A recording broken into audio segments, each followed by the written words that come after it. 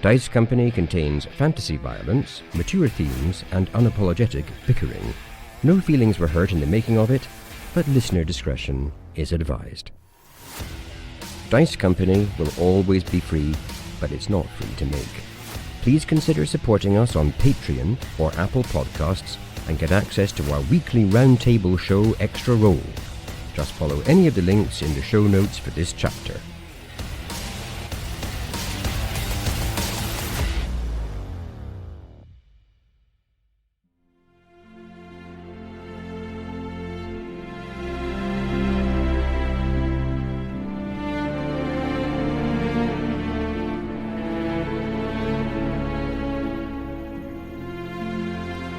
Dusk is falling on the village of Sanctuary. Petron Oakflower stands in the doorway of his timber cabin, sipping a cup of tea made from herbs picked from his garden and watching the stars come up. It took a while for Petron to be convinced to live within the village itself. It had been so long since he'd lived within a community, within a building even. But Rosalind had convinced him that there was a difference between being made to be an outsider and making yourself an outsider. So he had picked a small plot near the river and proceeded to do everything just right. He selected the trees to build from and felled them and treated them. He built the house to his own design and planted the garden. Quickly, he had made the homeliest house in Sanctuary. A fire always burning cheerfully in the grate and the door always open to visitors. And on this evening, Petron does have visitors. This is not uncommon. The most frequent are Alara, the priestess, Corith, he can't shake his affinity with outsiders, and his friend Isabella. They sit by the fire and tell Petron of their sorrows and joys, and he delights in being needed in this way. But it's not any of these three who open Petron's garden gate tonight. Tonight, it is Cuthbert, the Brummelac, his quick, darting eyes in contrast to the carefree saunter that he adopts. Good evening, Petron. Would you mind awfully if I joined you? Oh, please, be my guest, of course. For a moment they stand in silence, admiring the view across the lake towards the woods and listening to the birdsong. Beautiful evening, isn't it? So I've not seen so much of you recently, Cuthbert. What have you been up to? The Brummelac looks up at him with an expression that suggests he can't decide whether to be cross or amused. Come now, Petron. You know perfectly well what I've been up to. I'm not sure. I'm not such a fool, you know. I see how the trees turn their leaves towards me as I pass. I can tell when I'm being observed by the swifts. Petron shuffles his feet and looks at the floor. I'm sorry, Cuthbert. I know I shouldn't, but, well, I worry. I know you do, but it is rather suffocating, you know. Petron lets the silence fall again. You see, Petron, it's this kind of thing that... Oh, don't say it, Cuthbert. Don't. Oh, I know what you're going to say. I know. You're going, aren't you? If you'd let me finish, I was going to say it's this kind of thing that's going to have to stop, since I've decided to stay. Does that mean... Oh my goodness. Oh, Cuthbert, I'm so glad. And I'll stop. I promise. I won't smother you. You don't even have to. I made a nook for you in the house. I thought you might want to decorate it yourself, however you like, but you don't have to. You don't even have to live there. If you want to live somewhere else in the village and just visit from time to time, whatever you like. Oh, I was so sure you were going to leave. And Petron slumps against the garden gate, suddenly diminished, like a balloon with all the air gone out of it. Petron, says Cuthbert, did you ever work out how your Find Familiar spell worked? No, I never did get my head around that. Well, let me tell you. And Cuthbert draws out a tiny pipe, strikes a match, and starts puffing away. It takes everything Petron has not to tell him it's bad for his health. You see, Petron, it worked like this. When you cast a spell, I popped into existence and onto this plane, physically attached to you. It must have been the same for those handful of others you mentioned who came before me, but only lasted a day. Right, that's right. Now, for some reason, whether it's because you didn't cast the spell quite right, or because of something else in your nature, whatever the reason, when night fell, a small portal opened, and I knew I could walk through it. though I didn't know where it would lead. The portal has opened every night since, always for just a few moments as soon as the last light of the sun disappears. So you see, Petron, I already decided to stay with you a long time ago. And it is not a decision I have ever regretted.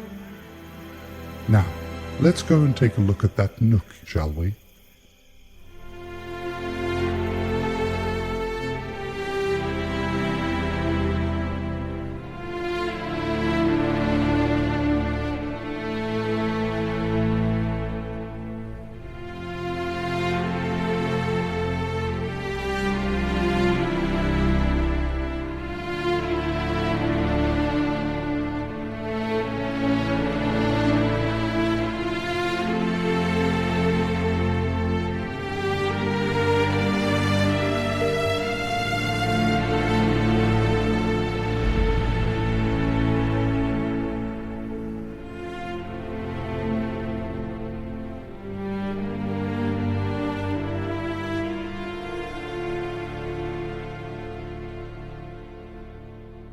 Welcome one and all to Dice Company's Small Embers Chapter 106, where a group of friends weave tales of triumph, heroism and despair under the guise of playing Dungeons & Dragons.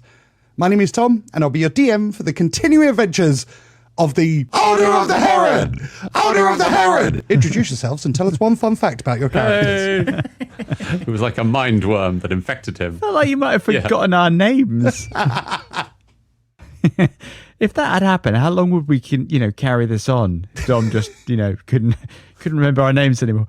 Let's not kill ourselves. Keep going. Might get more podcast awards. Just one would be nice. We literally couldn't get fewer podcast awards. We've got exactly the same number of podcast awards as this beer bottle. What, the award-winning beer that you're drinking? It has 0 podcast awards that I'm aware of. It hasn't suffered so much award night heartbreak as we have. But it has returned with exactly the same number of gongs. Could it be that we haven't won an award because we don't actually do the fun facts? Dave, please save us. Yeah. Hello. My name's Dave, and I play Benny Krez. And I've got a fact about soup. Holy crap! Now, while living with the orcs near Crimson Reach, Benny was introduced to a delicious soup that one of their chefs had invented to feed the troops. This was a broth that balanced spicy, salt, sweet, savoury and sour to absolute perfection. Benny got the chef to teach him the recipe, and now he has it mastered. He has not yet made it for the group. He's waiting for a time when he might need to either thank or, more likely, apologise to Vanda. Oh, I don't know how I feel about this. Okay. On the one hand, there's a nice little bit in there about Vanda maybe getting something nice, so I've got to respect that. But on the other hand, you've come at me with soup. Yes. Does the soup have a name? It was created by orcs. The soup is called Pond, but tasty.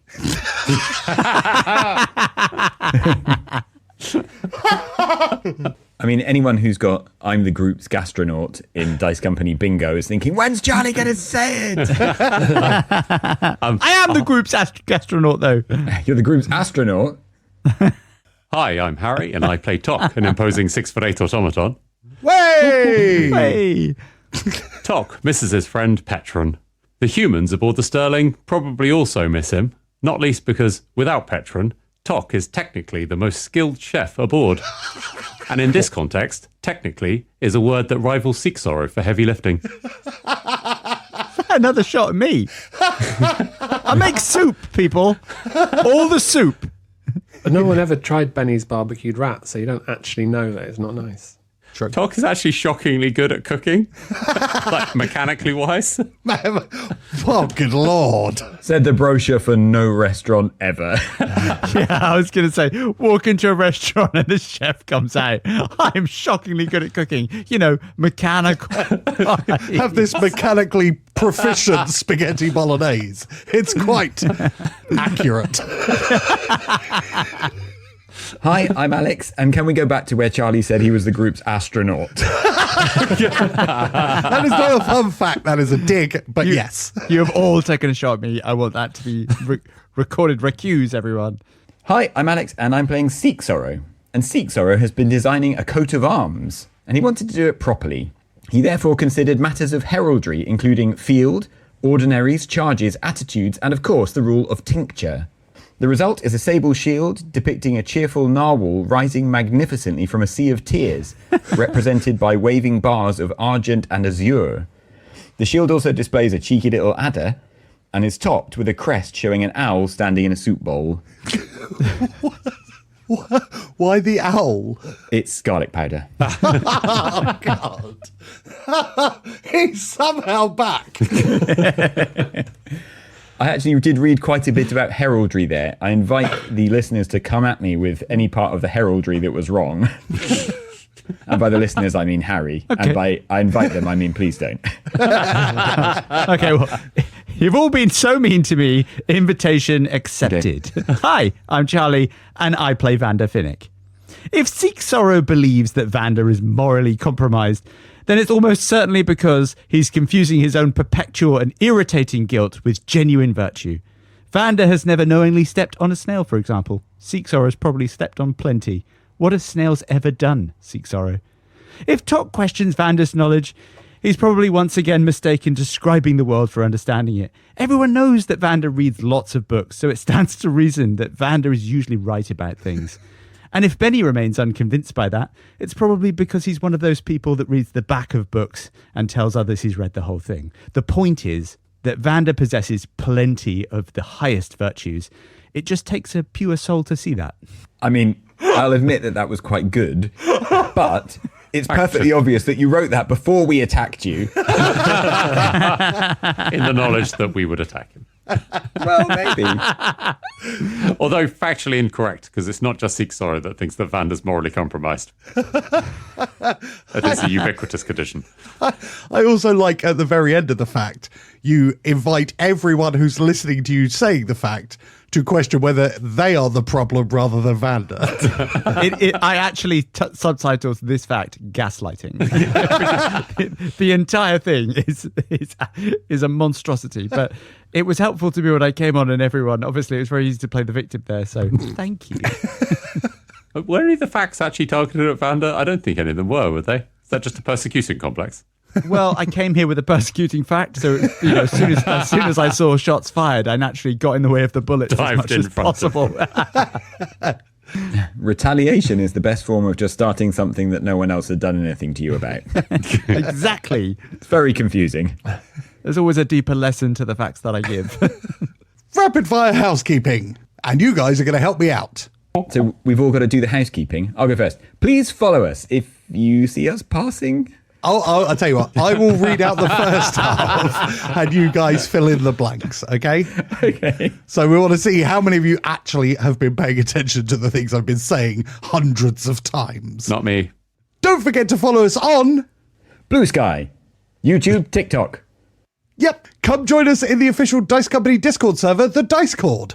It's awesome. Fucking awful. Jesus Christ. The greatest TTRPG community in the world. Bar none. The greatest TTRPG server in the entire world. Close enough. Check out our other shows, one show at a time.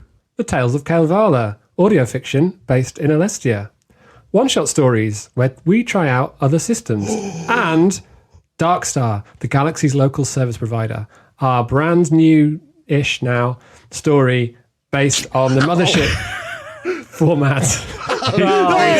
Transcript. It's so good for a while, wasn't it? Someone opened the oven when that was nearly done. Like a deflating flan, he just run out of energy at the end. Shags its flan. And of course, Dave, we should also invite the listeners to do what with these shows? Listen to them. Listen to them and review them on their podcast app of choice. 5 stars, please. Rub them all over themselves. Christ. We're beginning to appreciate just how professional Tom actually is. Difficult this. Finally, don't forget to... Look incredibly shocked. I thought that was all over. You did 4 of them. Listen to the rest of the chapter. No! That's a given. Of course they're going to listen. What? How can they forget to do See, that? now you've put that out there. They're questioning whether to bother. I should think so. Don't forget to question whether to bother. Anyone want to jump in and save Harry for the love of Pete? Don't forget to leave a review wherever you listen. No, we've done that one. No, I've done that. That's the one I was prepared If you don't for. like us, like our enemies. No, that's what Richard Patreon. says at the end. Yes. Sign up to the Patreon. Don't forget to join us sign up to our Patreon, the best way to enjoy the madness we produce. Yes, thank you. Oh my We God. really nailed the last part, didn't we? And please remember, it is the obligation of every person born in a safer room to open the door when someone in danger knocks. So let's turn the page on the next chapter of Dice Company.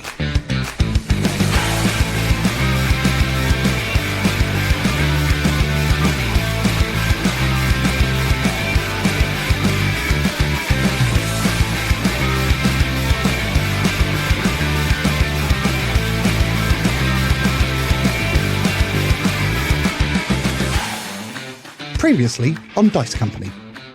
The final Shadow Vanguard, Astrid, is dead, killed at the hands of the Order. With her townhouse collapsing in on itself and disappearing to another plane of existence, the Order heard an oncoming rebellious uprising led by Gideon Octavius Zeno Denothlian. Vander and Seek Sorrow made off in search of a tavern to celebrate their victory, while Benny, keen to avoid Gideon, joined Tok on the way to the Hermetic Order of the Golden Quill. Benny and Tok, the two of you make your way through the late-night streets of Lunardine.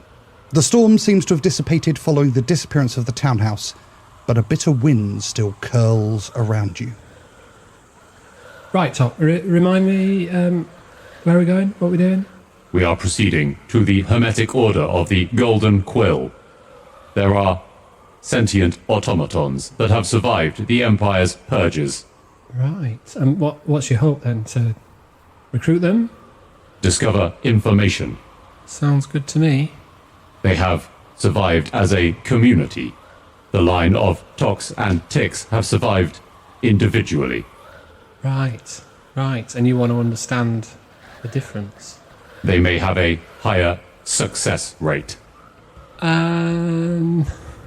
Talk me through that. You are unaware of Torren. I have discovered what humans would refer to as a brother. Oh, you've got some long-lost family as well. How's that worked out for you? I keep his dismembered torso in my workshop for further interrogation. Yeah, no, that sounds about right. Dismembered torso in the workshop, yes. So I take it wasn't a friendly encounter then? That is correct, Benny. He was a villain. Oh, so when you say success rate, you mean you were a good un, TBC. You were a bad un, you're hoping they're a bit more than 50-50. My name is not TBC, Benny. But yes, that is correct. I see. He was a failed project of Tix. Right. Family's tricky, isn't it? How do automatons usually deal with that? I am unsure. I only have one example. The dismembered brother. Yeah. Negative. I will reconsider. I have the example of Alder and the armorless automatons in Concordia. Oh, yeah. I wonder how they're getting on. Oh, talking of Concordia, have you heard any more about Aurora? I've been thinking maybe Aurora is the answer to my Gideon problems. Because she is a relation of Gideon as well. Yeah, exactly. He strikes me, what he really wants is someone to kind of follow his line, be in charge of Cantioch or some such. Aurora's a good bet. She seemed like she knew what she was doing. She had her head screwed on, right? I reckon she'd be up for being in charge. So I just wondered, do you know where she is? Negative. I believe you would be correct about suitability. Yeah, I reckon she struck me as someone who maybe should be in charge. You do not wish to rule yourself, Benny, No, I certainly do not wish to rule myself. because you lack the correct pheromones, correct? Yeah, all right. That'll do. There's a reason. I will update my log. Okay. You do that, Tok. You do that. You see Tok pull out his tablet and make a little tick mark. This is the first human who's confirmed this thing. One block over, past an impressive new theatre called the Alestia, complete with ornate golden statue in the foyer, Benny, you hear a familiar voice calling from a darkened alleyway. All right, Benji. Good to see he hasn't got you killed yet. It's old Pete. I'm not old Pete, you bastard. It's your old friend Boffo, obviously. I'm sorry. It's a very subtle difference, but we are in fact different characters. Oh, Boffo.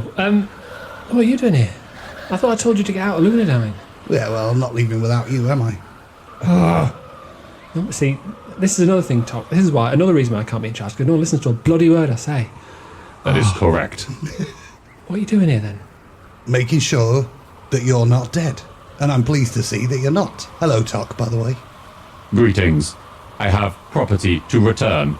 Tok will take some shears out of his cloak and will proffer them to Boffo. And will say, I believe you are the rightful owner and user of these items.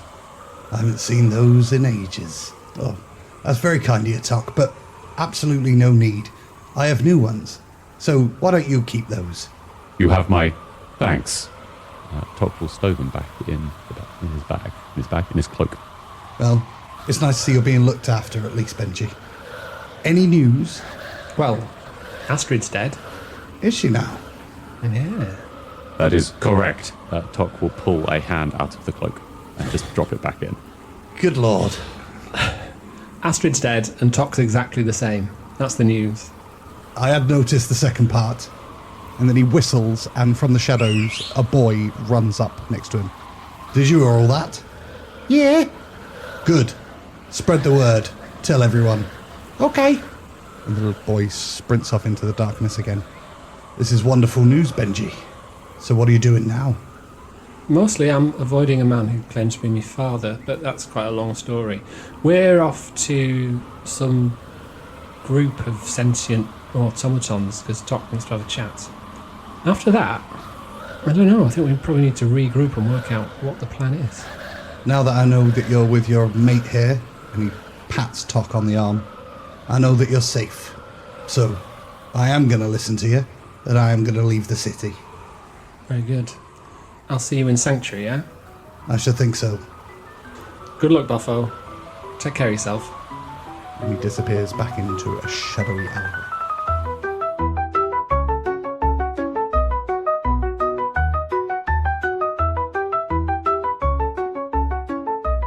Seek Sorrow and Vanda.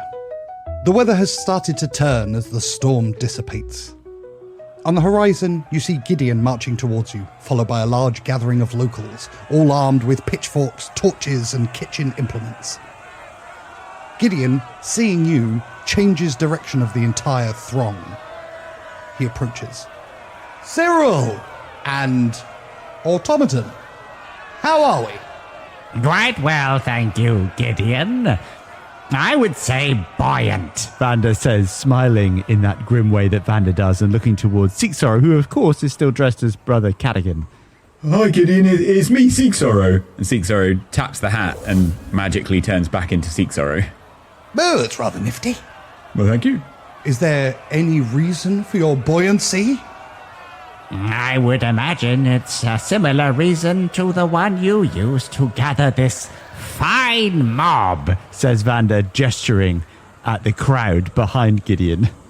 The crowd have fallen silent during the exchange, and there are hundreds of faces now staring at you.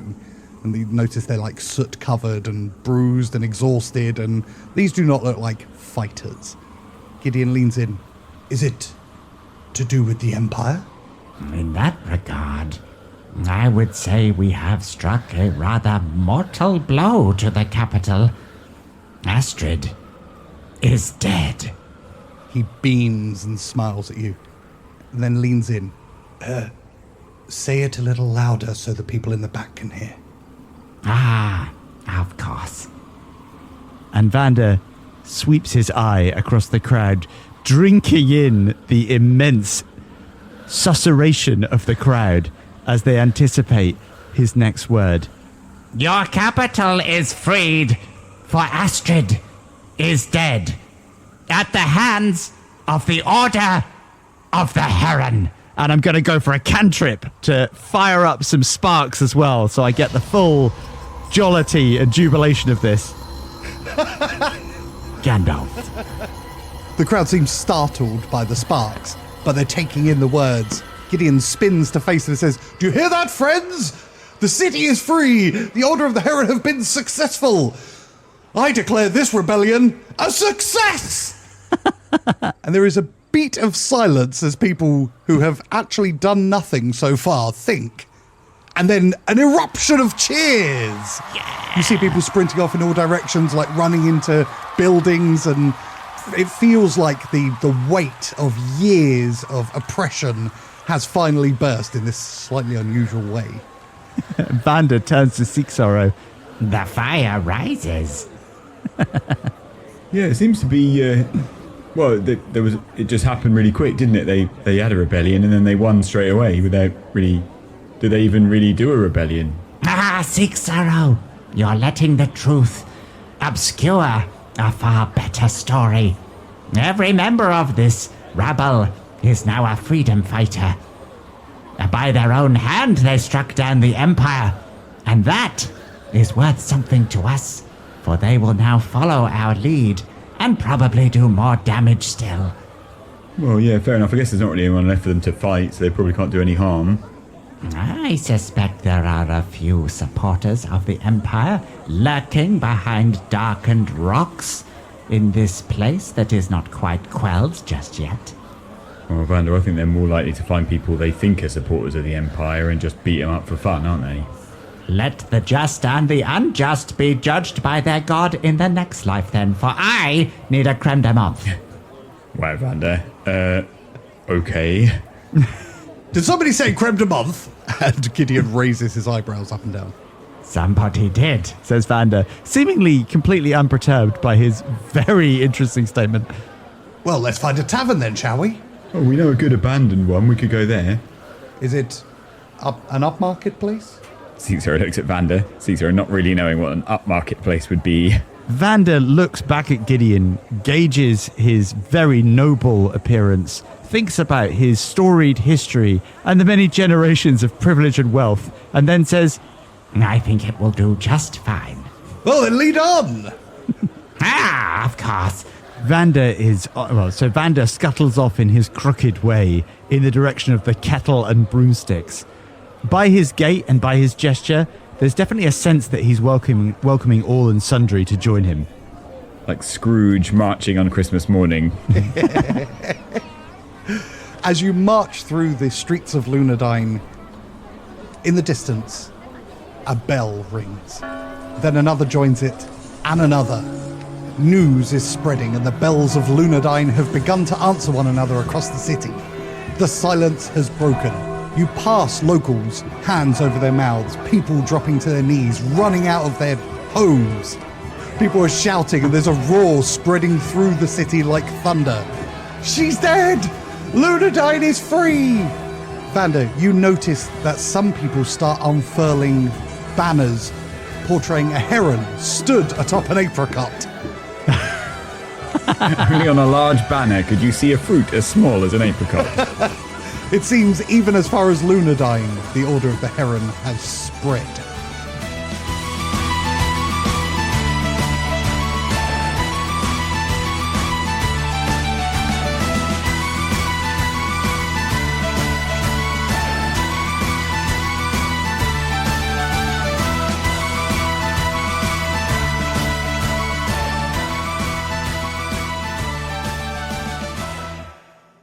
And as we walk on, Benny turns to Tok and says, Tell you what, Tok, you're exactly the same, but Vander's not, is he? What do you make of Vander the Black? Can we trust him? He's different and I can't put my finger on how. Did you ever trust Vander, Benny? Well, no, obviously not, because, not an idiot, but there's different grades of not trusting people, isn't there? I believe so. I would estimate Vander has decreased in trustworthiness from 55% to approximately 38%. The thing is, I don't know if we can trust him. 38% sounds about right. But I don't know what we can do about it. Agreed. He is useful. And I think Benny, for once in his life, is actually dumbstruck. And just decides to leave that thread of conversation hanging. The circumstances regarding his revival are unknown. There are distinct possibilities, some of them troubling. I mean, I barely had a word out of him about this. Were he definitely dead? I believe Vander to have been in a state that most mortals would assume to be death. A deity was involved. Tok will take out the broken remnants of a ring and pass them over to Benny for inspection. We'll say, this Heron ring was designed as a failsafe to preserve Vander in the case of his death. It should not have been sundered by any usual activity. So, God, for which one? Based on Vander's interactions with deities in the months preceding his death, I believe the Hushed One had the most interest in him. Well, that's a worry, isn't it? That is correct. You know what gives me optimism, but I don't like it at all? I reckon Vander thinks he's smart enough to get one over on the Hushed One. I believe you are correct. His ego is large for a human. So we reckon he maybe made a deal with the Hushed One, which would be bad. The Hushed One wouldn't want anything good, would he? I believe not. But he might be trying to trick the Hushed One. I'm not sure what to do with this talk. There's going to come a moment, isn't there? There's going to come a moment where we're going to have to decide if Vander's going to work with us or against us. I'm not looking forward to that moment. I don't know what I'm going to do. I have learnt from Vander that it would be prudent to manipulate events such that he is likely to help via his own decisions and free will. What do you think? Is it just one to keep an eye on? Planning would be prudent in secret. Yes. I think you're right. I do think you're right. Much to ponder. And together, you move on another block and find yourself walking along cobbled pavement along the edge of the River Darcy. Following the instructions you were given, you happen upon a small, relatively nondescript red door, no wider than a pantry entrance. Its brass handle is worn smooth from years of use, and above it hangs a small plaque etched with a golden feather and an ink pot. There are no windows, no signs of activity, and no indication that anything lies beyond. There is a single button to the right of the door. Benny raises his hands and just says, I'm following your lead here, Tok. I'm just avoiding me dad. Alleged dad. I believe the common human social response is to knock. That's a classic. Or there's a bell. Tok will push the button. You hear a doorbell. There's no immediate answer to the door. Instead, you hear the clicking and whirring of gears. Strangely, and unrelated to the button pushing, in the distance, you start to hear the ringing of bells of nearby churches. And then windows start opening and banners start unfurling, and all of a sudden the city starts to come to life. People are starting to celebrate the death of Astrid and the freedom of the city. Eventually, the door opens, and it reveals not a room, but a single iron elevator cage, or lift. Brass gears click softly behind lattice walls. The air smells faintly of machine oil and old paper. There are no controls visible save for a single lever, and awaiting you is an old automaton. He silently beckons you to enter the lift with him. Tok will take the lead and proceed. Benny will follow along behind. You enter. The lever is pulled, and the cage begins its descent, the sound of the city above gradually vanishing.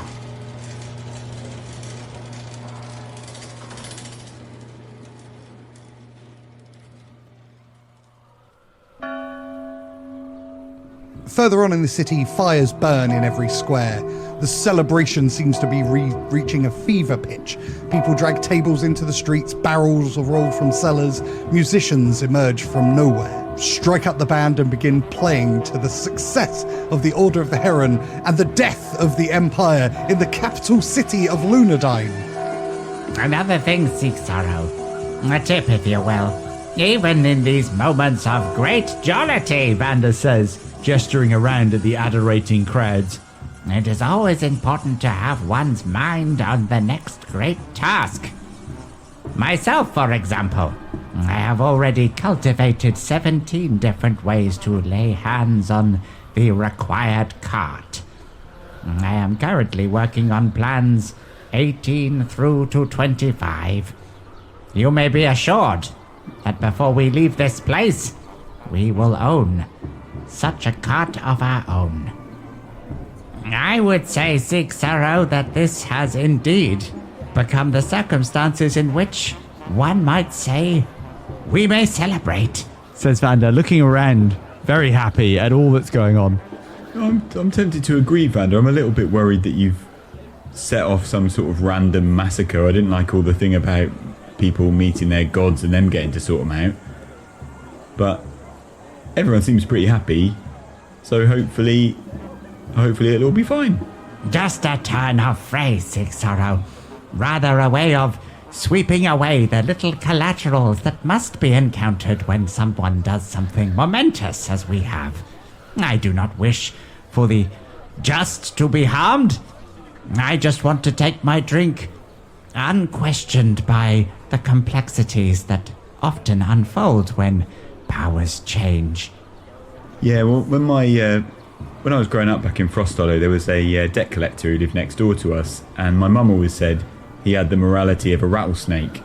I don't even really know what a rattlesnake is, but I do think, Vander, sometimes you and him have quite a bit in common. Rattlesnakes are so often misunderstood, it's true. Oh well, off to get that drink at the Kettle and Broomsticks then. Indeed. And it looks as quaint as it did when we last enjoyed its custom. And Vander gestures to what presumably is not just a derelict pub now, but one covered in people. I was going to say it's on fire and heaving. You see off to the north of you there is a kind of smoking ruin that is the former Ink Court.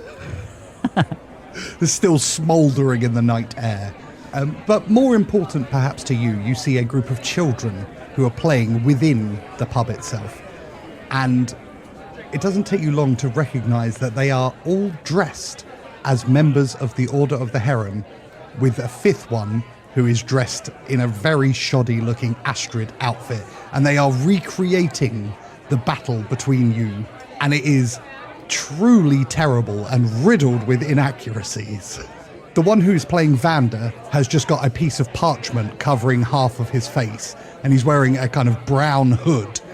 And he seems to be pontificating at Astrid and distracting her, while the one who's dressed as Seek Sorrow comes in with a pillow and smashes her around the side of the head. And there is a third dressed as Tok, who's just wearing a wooden outfit, walking around saying, "I find this to be unacceptable."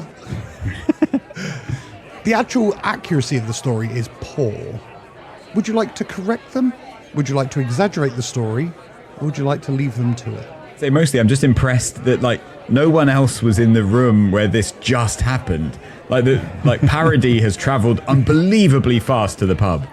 And Vander will respond to that. The power of parody on show, Seek Sorrow. Their remarkable portrayal of Tok is extraordinarily accurate. Yeah, they've got him down, haven't they? Brilliant. Look at that. It's not acceptable. Quite simply perfection. Yeah, no notes. While you're having the conversation, a burly-looking woman dressed in an apron grabs Seek Sorrow around the wrist, dips him, and pulls him back up into a deep kiss. Seek Sorrow goes, "Oh, bloody hell. What are you doing?" "Oh, it's success! Success against the Empire! Oh, come here!" And she gives you another big smooch and then runs off into the crowd. Oh, Vander, that was, that was unexpected. You should follow her, Seek Sorrow. Oh, I really don't think I should, Vander. I don't know where that would... I'm afraid to split the party, Vander. I've been burned before. You should embrace the joyous chaos, Seek Sorrow. I would prefer a drink, for of course I am spoken for. Otherwise, I assume I would have been enfolded in much the same way. And Vander smiles again. Well, almost certainly, Vander. I mean, I've always thought I was terrifying to women, but maybe I'm not, so who knows? All bets are off this evening, it seems. Indeed. Perhaps we need to loosen you up. And with that, Vander goes to the bar and gets 2 creme de menthes. The bar is obviously empty. There's no one behind it serving, but seeing you head towards it, Gideon takes his opportunity and runs around behind the bar and starts handing and starts playing barman. Vander looks at Gideon, assesses the situation, decides that the drinks are free, and tries to get 8 creme de menthes. Ah, excellent! More for everyone! And he just starts free pouring it into anything he can find. Vander looks at Gideon, considers that the apple has fallen far from the tree where Benny's concerned, mourns that loss very briefly, then smiles, accepts the creme de menthes, and comes back to the table. Huzzah! Huzzah, indeed. Seek Sorrow, join me. And Vander passes you a creme de menthe, Seek Sorrow. Yeah, I definitely need this. Thanks, Vander. And Seek Sorrow takes a seat on one of the stools at the bar and sort of turns to watch the Order of the Heron performance, if it's still visible to them. It is. They're just they're just going around in circles, just constantly repeating the same things. The Seek Sorrow character is pretty wild with the pillow. He's obviously taking great joy in smashing Astrid with the pillow around the head. He's enjoying it so much he actually starts hitting the Vander character as well with the pillow. Yeah, get him. Sorry, Vander. Vander smiles, but you can see under the smile there is an eye narrowing at this point. Don't even think about it, Vander. And he slugs another creme de menthe as a way of preventing activity. Vander looks back and sees that the Vander character is being hit. He pauses for a second and then stands. Stop! He yells. The bar has fallen silent and the kids immediately stop playing and are now staring directly at you. In the silence of the bar, you hear the cane click as Vander makes his way over to assess the children at closer range as he looks round at each one of them. They look terrified. There is a small problem with your portrayal, if I may interject, he says, leaning closest to the child that just struck the visage of Vander. He puffs up his chest, obviously finding some actual courage. Yeah, what's that? You're not doing it right. And Vander casts Disguise Self and takes on the exact image of Tok. The kids look in awe at the automaton who now stands before them. Vander, you did it again. You saved the day. It was all you, no one else. All hail Vander Finnick, the finest mind in all of the continents ever discovered. And then Tok raises an arm in silent salute to the Vander child.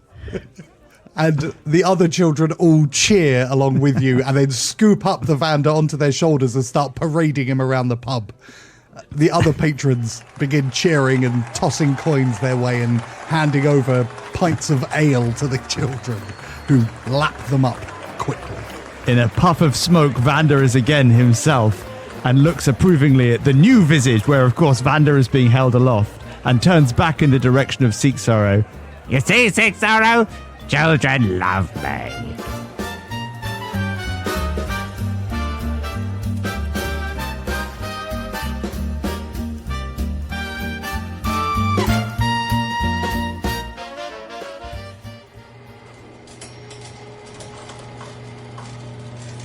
Benny and Tuck. Stone walls slide past in the lantern light. The shaft of the lift seems impossibly deep, disappearing into darkness, both above and below. Minutes pass before the elevator finally begins to slow. As the gates open, the scale of what lies beneath becomes apparent. A vast subterranean cavern stretches beyond sight, illuminated by hundreds of suspended lamps and glowing furnace light. Great arches of stone vanish into shadow overhead, Iron walkways crisscross the open space, connecting platforms, workshops, and entire streets suspended above the cavern floor. At the centre rests an impressive and gleaming steam runner, an underground locomotive almost identical in design to the one you saw in Slate Home. Its brass-plated engine is partially disassembled, surrounded by scaffolding and teams of automaton workers. Steam is hissing from exposed pipes while sparks shower from welding torches. Tracks snake off in distances all around you into tunnels. They branch endlessly from the cavern. Some are complete, lined with rails and lanterns. Others are being excavated while you watch. There are drilling machines chewing steadily through stone. Maps cover entire walls, charting hidden routes beneath the city and beyond. Everywhere around you, automatons move with purpose. Some are polished brass and copper masterpieces. Other bear mismatched limbs, patched plating, and evidence of hurried repairs. Their designs vary wildly. Scholars with delicate clockwork fingers stained by ink, labourers built from heavy iron plates, artists with intricate engraving tools mounted to their wrists, children-sized constructs darting through the crowds carrying messages. You can hear speaking, laughter, arguing. These are refugees. A sentient civilization of refugees. Many bear the marks of the empire they fled. Serial numbers crudely filed away, imperial insignias scratched from their chassis, armor plates repurposed into everyday clothing. Here, beneath the great city of the Kalian Empire, they have built a place where they are no longer property, soldiers, or tools. There are foundries that provide heat and power, workshops where new bodies and replacement parts are being crafted, libraries of brass-bound journals and meticulously preserved memories, markets where components, inventions, stories and services are being exchanged, gardens illuminated by artificial sunlight where strange fungi and engineered plants are being cultivated for fuel, medicine and trade. For all its industry, this place doesn't feel like a factory. It feels like a home. And everywhere, worked into walls, doorways, banners and station signs, is the same symbol. A golden quill poised above an unfinished page. You see, approaching you, Brother Cadogan. He gives you a bow. I mean, I think it's Tok's turn to be kind of completely stunned into silence, to be honest. Tok will bow back. Yeah, Benny's also a bit stunned, but maybe pulls himself together slightly faster than Tok and just goes, nice place you've got here. What the hell? Brother Cadogan begins communicating with you in sign language. Well, I have a question, because I have comprehend languages as a spell. Ooh. Does that work for sign language? Yeah. Excellent. Presumably, sign language is itself its own spell. Sorry, its own language. Yeah, exactly. So yeah, I'm going to quickly, seeing what Brother Cadogan is doing, I'm going to quickly cast comprehend languages. For the sake of ease, we will assume that Benny is going to translate whatever he says to Tok as well. So I will speak. Hello, brother. We are the Hermetic Order of the Golden Quill, a collective of automatons. It is our pleasure having you here. Welcome to New Meridian. Benny translates that as, hey up, Chuck. We're a bunch of automatons. Down here in a cellar. You can come in if you like. Tok will respond back. You have my thanks. Query. Is the Empire aware of this cellar? And he looks over at Benny when he said the last bit. Brother Cadogan looks at Benny and kind of tilts his head and then addresses you, Tok. No, brother. They are unaware. Most people who find this think that we are hiding. They are mistaken. We are preparing. Benny gives a big grin and then starts translating properly. Brother Cadogan gestures towards the tunnels that disappear into the darkness, showing the preparations they're making. Every tunnel you see, every workshop, every rail line, every bolt holding this city together, none of it exists merely to keep us alive. It exists to ensure we endure. The Empire believes automatons incapable of understanding the machinery they place inside of us. Many of the souls who escaped here did work in factories or in the armies. They worked in the deepest laboratories of the Imperial Court. They helped design wonders that were never intended to be comprehended. He pauses and looks at Tok for some kind of reaction. Query. Do you possess the means to make new automatons? We did. However, we have run out of the key raw material. It is only found on the other side of the continent, and we have not yet gained access to it. I have mixed news. Pray tell. I have secured a supply of Jurima wood. This is excellent news. The negative. A large mecha dragon now resides in the town, the forest of Lanosil. That is problematic. However, following the Ashen Wake, most sentient life should be extinguished, so gaining access to the Jurima trees should be simple. Whoa, whoa, whoa, whoa, whoa, whoa, whoa, whoa, whoa. The Ashen Wake, that's the Ascension ritual, right, Tok? That is correct, Benny. Yeah, we're gonna... No, that's not gonna happen. The plan is that's not gonna happen. That's what we're gonna stop. We will attempt to prevent the ritual from completion. Why are you talking about it like it's a foregone conclusion? We assumed no one would be able to stop it. Well, why aren't you trying to stop it? We do not have the power. We only have one benediction. Defeating the Emperor with more than that is what is necessary. We possess several benedictions. What benediction do you possess? He waves to one of the librarians, who pulls out a long wooden box and brings it over. And he signs to you, "This is Tika. Tika keeps track of all of our most valuable items." And then he turns to Tika. "Show him the bow." And he unclasps the lock, opens it up, and inside you see this kind of red velvet base. And inside is an incredibly plain-looking bow. There are no engravings on it. It just looks like a completely standard wooden short bow. This bow is a benediction. Doesn't look that much, does it? It looks like a bow, Benny. Are you sure? Did you buy this off like a dodgy character who's like passing through town, told you it were a benediction, never saw him again? Benny's suspicions are not unfounded. The other benedictions are ornate in design. Tok will draw the dark blade and present it. Not over to them, just display it, you know. That is one of the dark blades, gifted by the gods of truth and lies. Which one do you carry? Unknown. I was unaware of its deeper lore. It was found in the city of Frosthollow, on the old continent of Cantioch.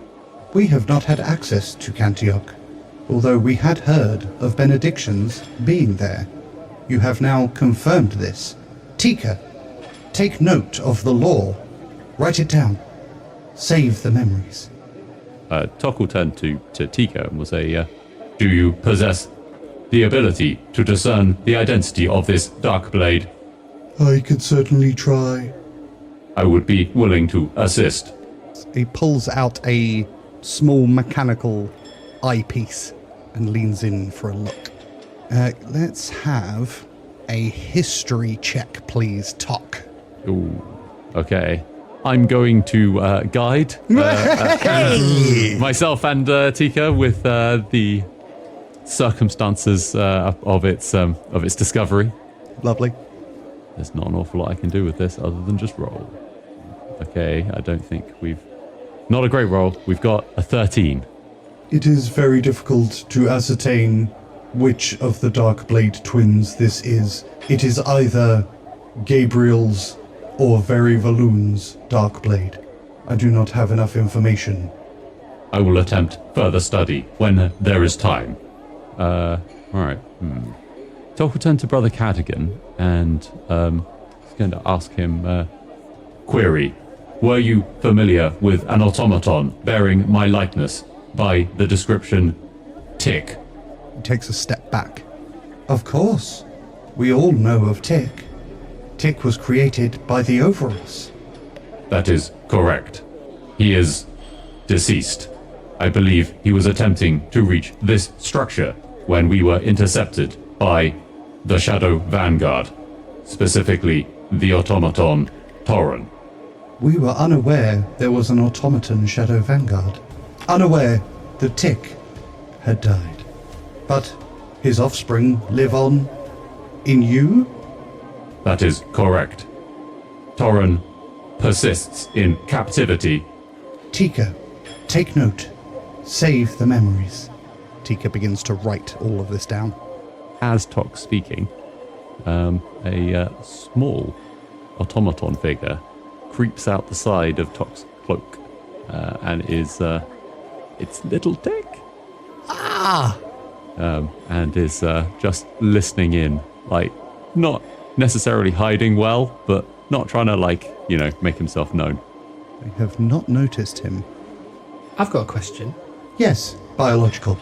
If you're not going to try and stop this Ashen Wake, as you call it, what's the point of having a benediction? It was stolen from the Empire. The assumption being the less power they had, the better. Yeah, I can see the logic. Makes a bit of sense. Would you like the benediction? If you are attempting to stop the Ashen Wake, perhaps you could put it to good use. That would be our intention. Benny narrows his eyes and looks carefully at Brother Cadogan, because he can't work out why he would offer such a nice thing. No, he says, what are the strings? The strings? The strings. The strings on the bow. They would be magical in nature, presumably. No, the strings attached to this offer. There's going to be strings attached to this offer, aren't there? At both ends of the bow. That is correct. You don't just offer a benediction. That's not how it works. What do you want? We wish for the Ashen Wake to be stopped.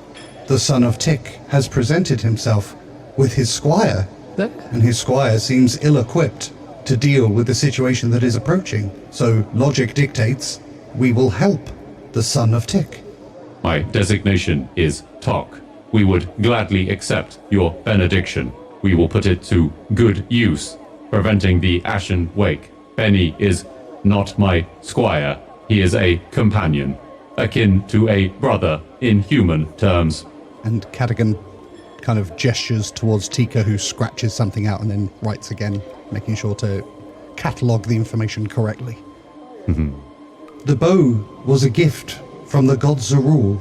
We do not know its name. Most benedictions have names, but it has been lost to history. Perhaps, Benny, you could name the bow, as it has now been gifted to you. If you were to name it, please tell us, so that we may record the memories. Right. I don't know what to say, really. The name of the bow would be expected, Benny. That is correct. Do you know how much we've gone through to try and get benedictions? No. But that was... Oh, no, there's two. There are more than two of us. There are many. This is a city. That is correct. However, there are two of us. And Tok will gesture down to Little Tick and will say, Little Tick, they are friends. You may present yourself. Yes, father! Ah! And say, this is Little Tick. He is my child. Is you what?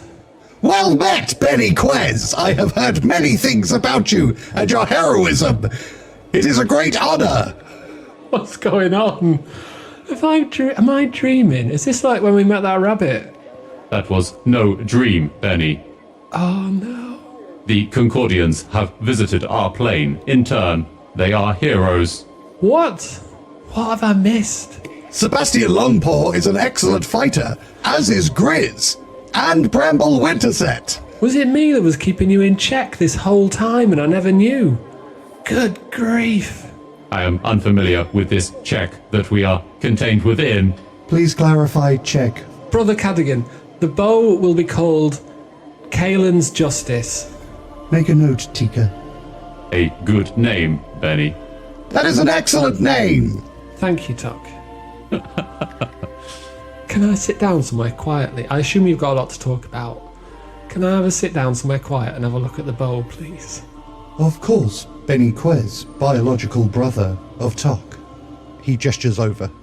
There is a leisure area over there, where we discuss many things during our downtime. As you can see, it is surrounded by the receptors. It allows us to protect ourselves. Do you understand what the receptors are? No. Tok, son of Tick, do you know about the receptors? Negative. This is the first I have heard the reference to them. Little Tick, son of Tok and son of Tick, do you know of the receptors? No! Oh, then we have much to discuss. Come, I will explain everything. And we will end it there.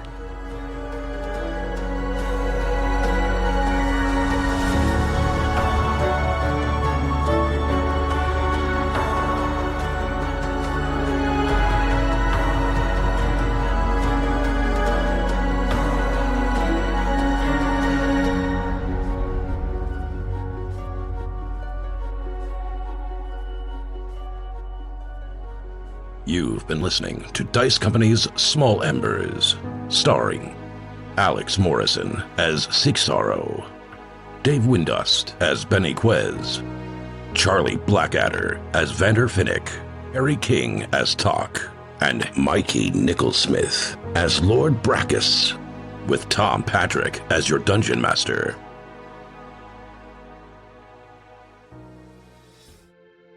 Barnacle here. The humans of Dice Company would like to thank the following sweethearts for their support. Fox, J, Hilda von Greenhorn, M, Corey Mack, Dave Patterson Boy Genius, Sepulchre Stennet, Marky B, Jenny the War Camel, Stephen Sikora, Mickey Arnold, Happy Daddy Scotty, Tika, Rabbi Camel, Team #Stay Toxic, Parth Pursuit, Paris Picard, Shovels, Queenie, and an extra special thanks to our Council of the Rojan members, the Red Right Hand, Shelby Cat, purveyor of exceptional dice, SJ Phiotics, Zeus Legion, Richard Ungamus, Mama Strange, the Tabletop Astronomer, and Chris from North London.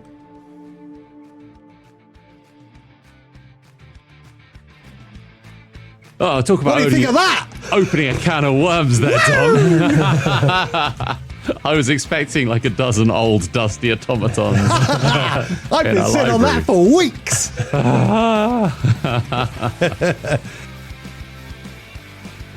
I put about our live show. So Meowdy partner. Oh.